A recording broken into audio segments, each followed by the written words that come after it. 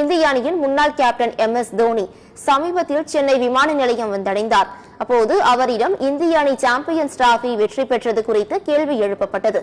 அதற்கு MS தோனி எந்த பதிலும் தெரிவிக்காமல் கையை தேவையில்லை என்பது போல் செய்கை காண்பித்துவிட்டு துரிதமாக புறப்பட்டு சென்றார். எல்லாம் இந்த வீடியோ பார்த்திருப்பீங்க.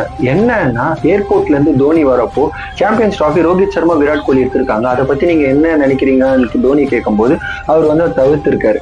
ஸோ இதை வந்து ரோஸ் பண்ற விதமா விராட் கோலி ஃபேன்ஸ், ரோஹித் சர்மா ஃபேன்ஸ் எல்லாருமே சோசியல் மீடியால ஒரு மாதிரி பயங்கரமா ட்ரோல் பண்ணிட்டு இருக்காங்க. தோனின்றவர் ஒரு பிராண்ட்.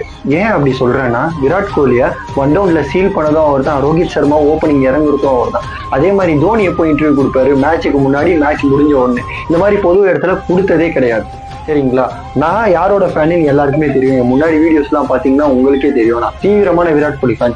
இந்த இடத்துல நான் ஏன் தோனியை பத்தி பேசுறேன்னா, தோனியை இந்த மாதிரி ட்ரோல் பண்றது ரொம்ப தப்பு. ஏன்னா இந்தியாவுக்கு 3 டிராஃபி அடிச்சதும் இல்லாம இந்தியாவுக்கு நிறைய பிளேயர்ஸை ப்ரொடியூஸ் பண்ணதும் தோனி தான். ஓகேங்களா? கிரிக்கெட் வந்து ஒரு நல்ல விஷயம். அது ஏன் சொல்றேன்னா, கிரிக்கெட்டை நம்ம கிரிக்கெட்டா பார்க்கணும்.